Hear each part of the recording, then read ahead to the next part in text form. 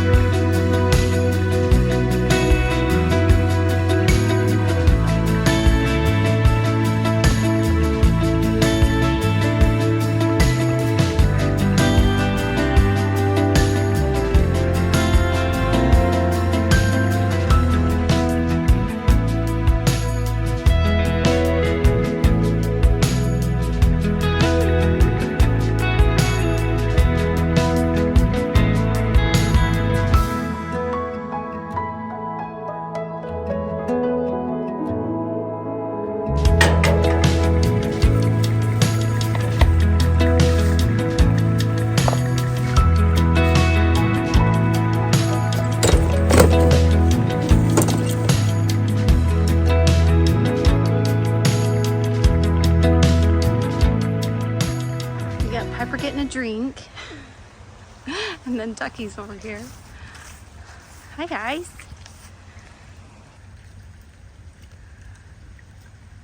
I'm gonna try to sneak up on them. It rained last night and the creek got kind of muddy today. I'm not sure why it's so muddy. Okay, we're gonna get this James Austin rose now.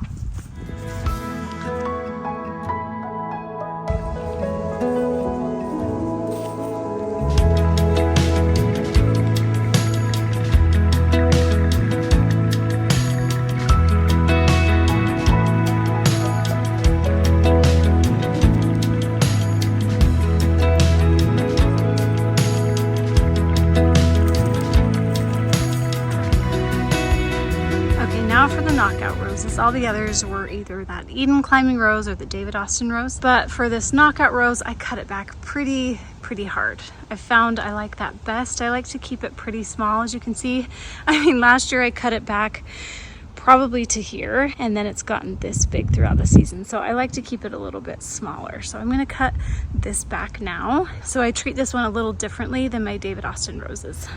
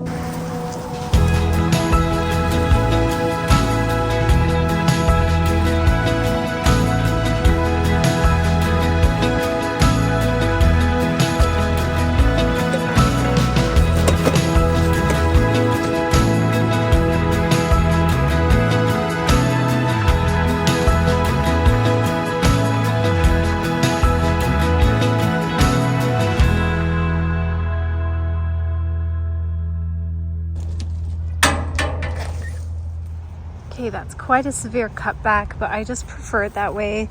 It will get a little bit of dieback. A few branches will die back, but these are so vigorous.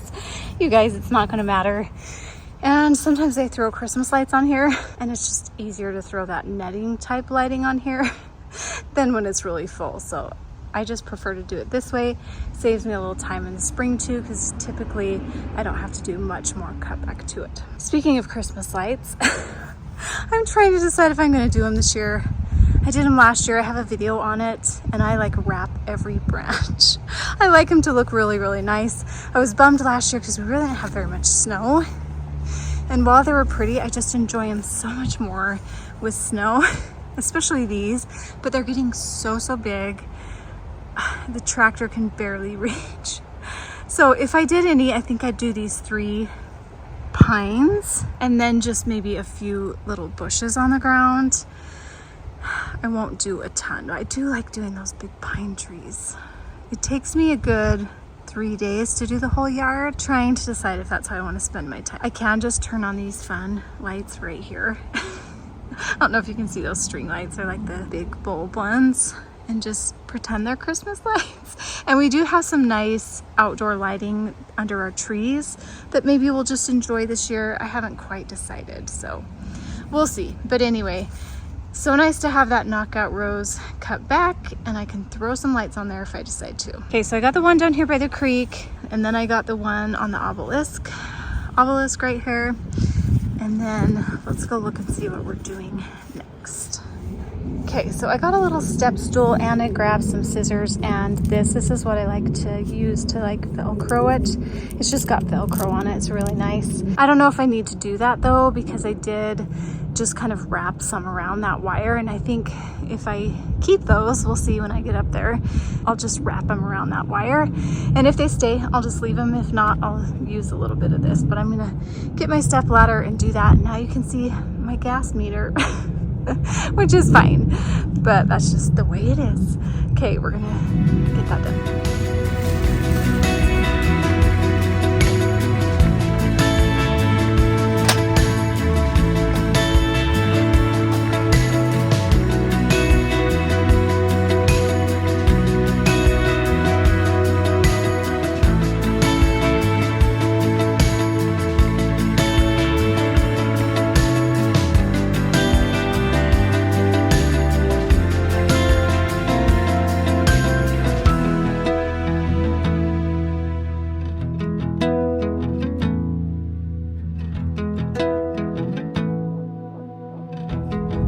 that's about as good as I'm going to get it right now. At least I'll get those kind of bent. I had to kind of bend them to train them. And so I think sitting like that all winter long is going to be good, because then they'll be a little bit more easy to train when early spring comes. I kind of wish I had some more rows in between. I might have my husband come add those. We'll see. It might just be just fine.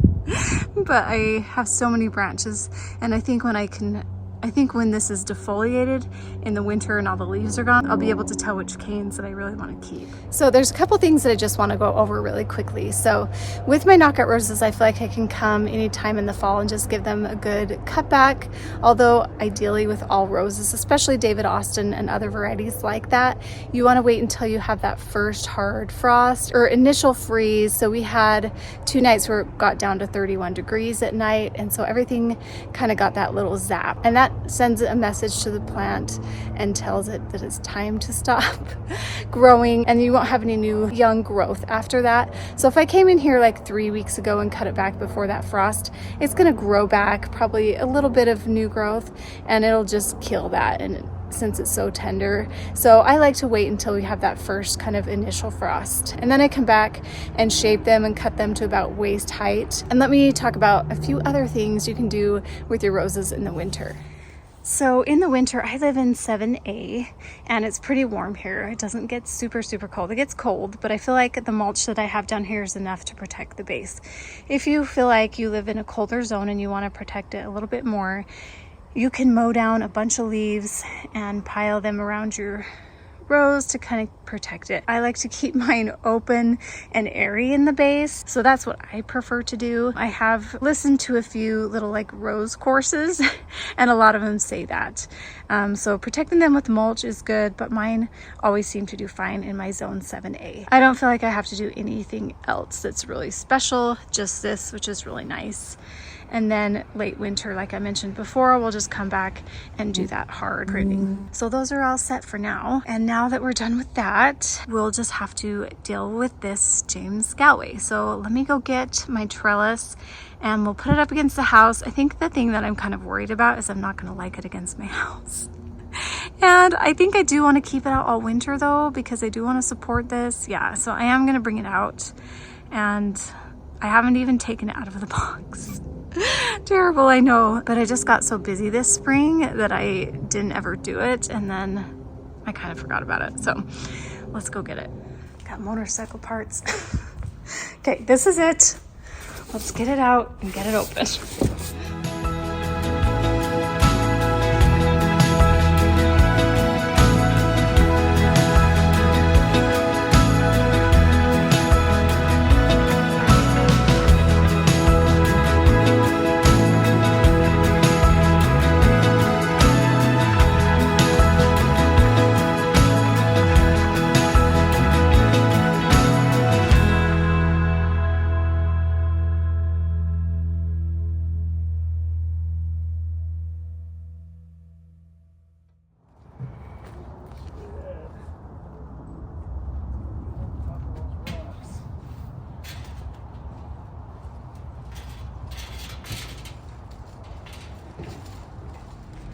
Okay, it's the next day and my husband installed this morning. I was gone to a baby shower, but I'm so glad he got it done and I love it.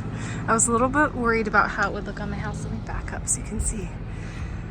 I don't want to get my address in here, but it looks so good. I really like it.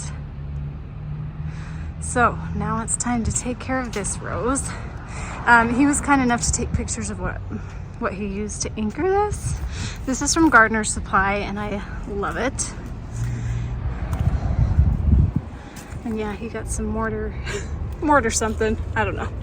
He screwed it in here so I can just use this for a long time. And in the winter it looks cute on my house, and in the spring it'll be covered in blooms hopefully. So okay, let's get this attached and that'll be the last thing that we do.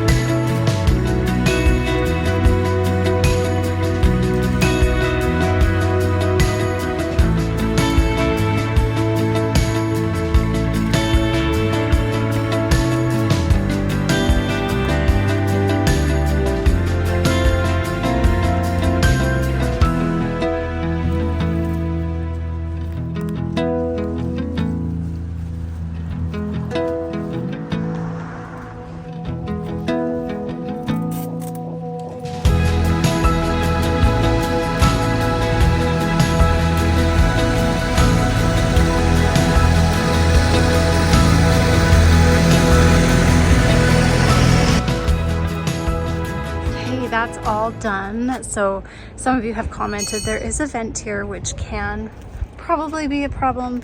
So I might have to move this cane eventually, but we're gonna leave it for now and see how it does. But it feels good to have those at least attached for the winter. That way they'll be supported and they won't get snow on top of them and break. You do want to have them going horizontally so you get lateral growth. So I've started to like curve these and train them a little bit while they're still a little pliable.